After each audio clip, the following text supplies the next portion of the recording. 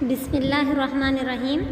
سامعین، لوکس ٹڈیاں جن کو عربی میں الجراد کہتے ہیں، حالات حاضرہ سے آپ واقف ہیں کہ کس طرح یہ ٹڈیاں انسانوں کے لیے مشکل کا باعث بن رہی ہیں۔ یہ ٹڈیاں اللہ کے لشکروں میں سے ایک لشکر ہیں جن کا ذکر قرآن مجید میں 2 مرتبہ آیا ہے، ایک سورہ اعراف آیت نمبر 133 میں اور دوسرا سورہ قمر آیت نمبر 7 میں۔ سورہ اعراف میں جو ٹڈیوں کا ذکر آیا ہے وہ موسیٰ علیہ السلام کے دور کی بات ہے، اور جو سورہ قمر میں ٹڈیوں کا ذکر آیا ہے اس میں اللہ تعالیٰ نے قیامت کی منظر کشی پیش کی ہے۔ چلیے پہلے سورہ اعراف میں موجود ذکر کو سن لیتے ہیں۔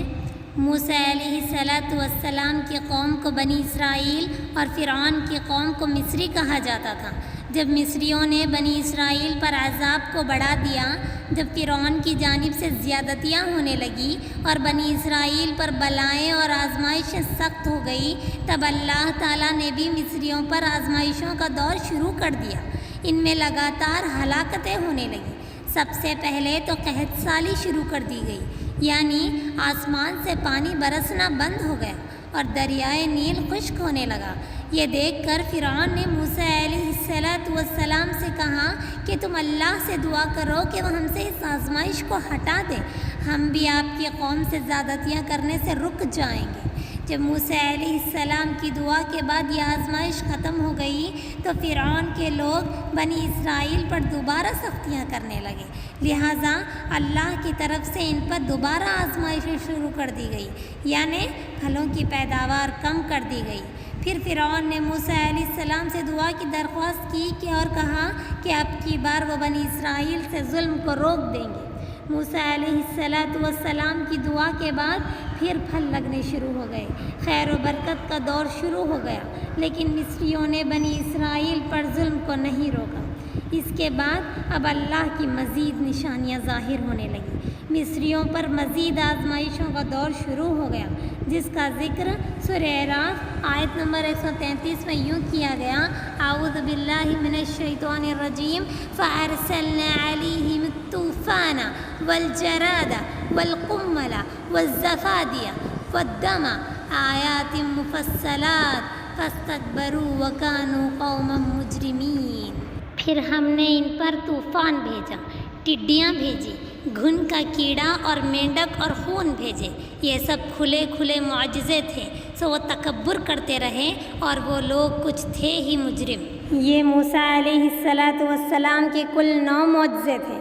پہلا، لاٹھی کا اژدہا ہو جانا، دوسرا ہاتھ کا روشن ہونا، تیسرا قحط سالی، پھر نقص من الثمرات پھلوں کی کم پیداواری، الطوفان جس سے ہر چیز غرق ہو چکی تھی، گھن کے کیڑے یہ جوئیں جو ان کے سر، جسم اور کپڑوں پر اس طرح کثرت سے ہو چکی تھی کہ ان کے لیے پریشانی کا سبب بن چکی تھی، الضفادع مینڈک یہ مینڈک ان کے کھانوں میں، برتنوں میں، بستروں میں، غلوں میں، ہر جگہ ہر طرف مینڈک ہی مینڈک ہو گئے تھے، جس سے ان کا کھانا پینا، سونا اور آرام کرنا حرام ہو چکا تھا، اور دم یعنی پانی کا خون بن جانا، پانی پینا ان کے لیے ناممکن سا ہو گیا تھا، کیونکہ پانی خون کی شکل اختیار کر لیتا۔ اور انہی معجزوں میں سے الجراد یعنی ٹڈیاں بھی تھی، جو ان کے غلوں اور پھلوں کی فصلوں کو کھا کھا کر چٹ کر جاتی، اور ٹڈیوں کا یہ عذاب معیشت کو کھوکھلا کرنے کے لیے کافی ہو جاتا ہے۔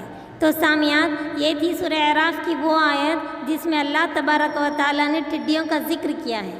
چلیے آگے بڑھتے ہیں، اور ایک آیت جس میں اللہ تعالیٰ نے ٹڈیوں کا ذکر کیا وہ سورہ قمر آیت نمبر 7 ہے، جس میں اللہ تعالیٰ نے قیامت کی منظر کشی پیش کرتے ہوئے فرمایا: اعوذ باللہ من الشیطان الرجیم خش عن ابصارهم یخرجون من الاجداث کأنهم جراد منتشر۔